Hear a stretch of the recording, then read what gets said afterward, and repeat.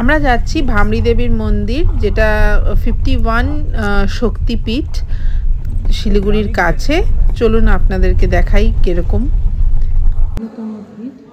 এই হলো মা, ওনার মা সতীর বা পাটাও এখানে পড়েছিল। 51তম শক্তিপীঠ।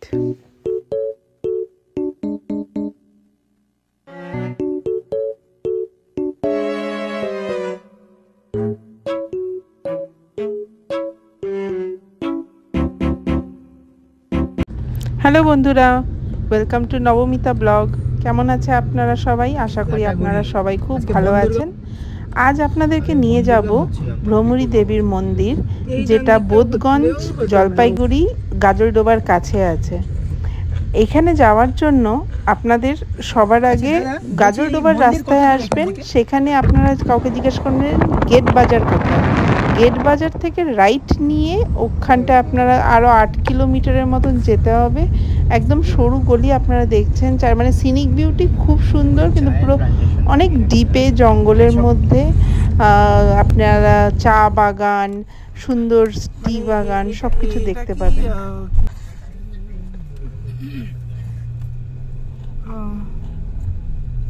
এটা কিন্তু একটু চাপা গলি, যেটাতে আমরা ঢুকলাম গেট বাজার থেকে।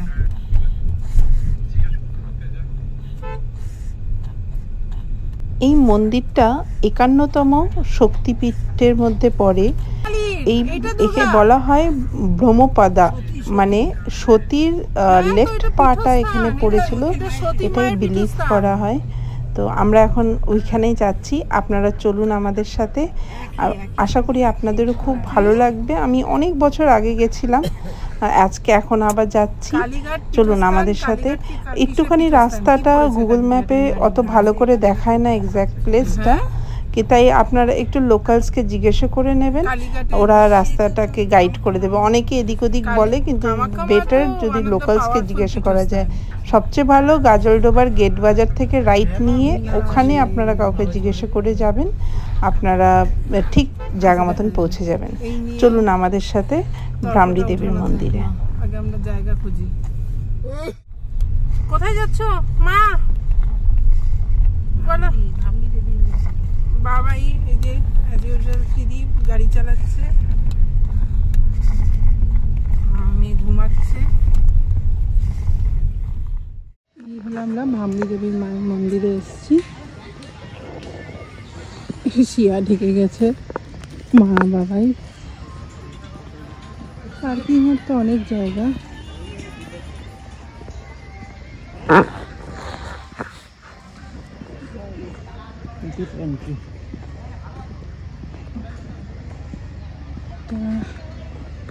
আপনাদের নিয়ে যাই, খুব শান্তিপ্রিয় জায়গা। যখন এই মন্দিরটা এতটা কমার্শিয়ালাইজড হয়নি, আমরা ওই সময় এসেছি এখানে, আজ থেকে 9-10 ইয়ার্স আগে। ভ্রমরী দেবীর মানুষ পুত্র।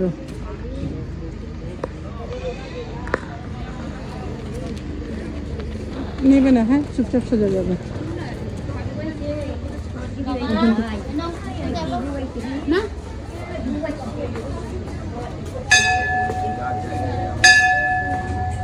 এই হলো মন্দির।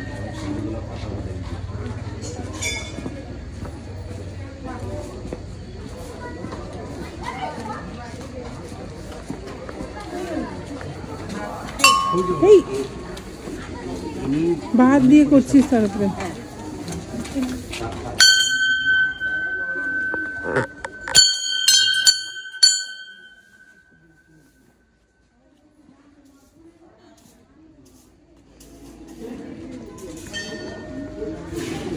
এরাম জানো, 1 টাকা 2 টাকা আছে।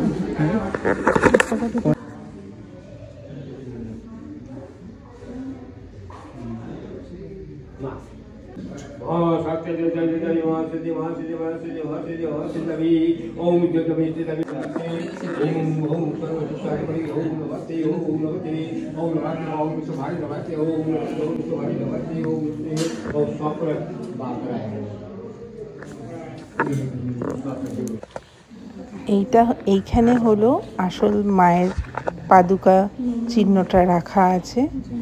এই মা হলো অনেক বছর আগে যিনি স্থাপিত হয়েছিলেন প্রথম। তো আপনারা সবাই প্রণাম করুন, আশীর্বাদ নেবেন।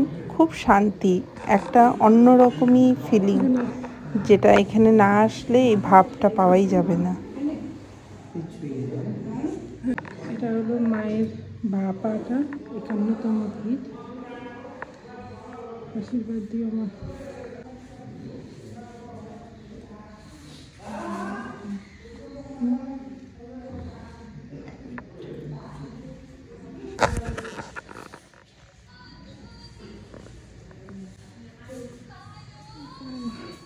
চলে আসো।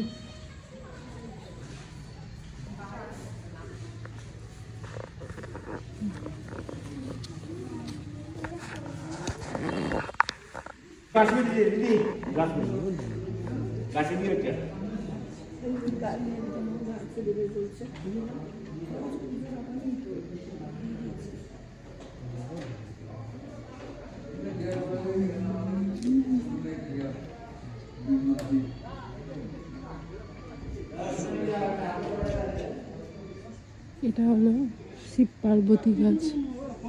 এই গাছের বিশেষত্ব হলো এই দেখুন,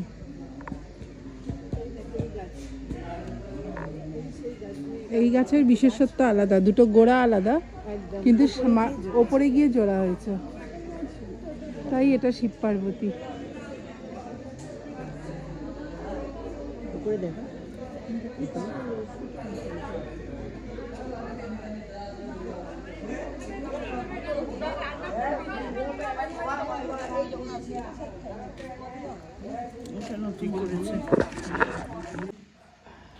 এই মন্দিরটা নতুন বানিয়েছে, খুবই সুন্দর, অপূর্ব সুন্দর, আর একটা চরম শান্তি। আশা করি আপনাদের এই ব্লগটা ভালো লেগেছে, ইনফরমেটিভ লেগেছে। যদি কোনো কোশ্চেন থাকে আপনারা কমেন্ট বক্সে জানাবেন, আমি নিশ্চয়ই তার উত্তর দেওয়ার চেষ্টা করব যথাসাধ্য।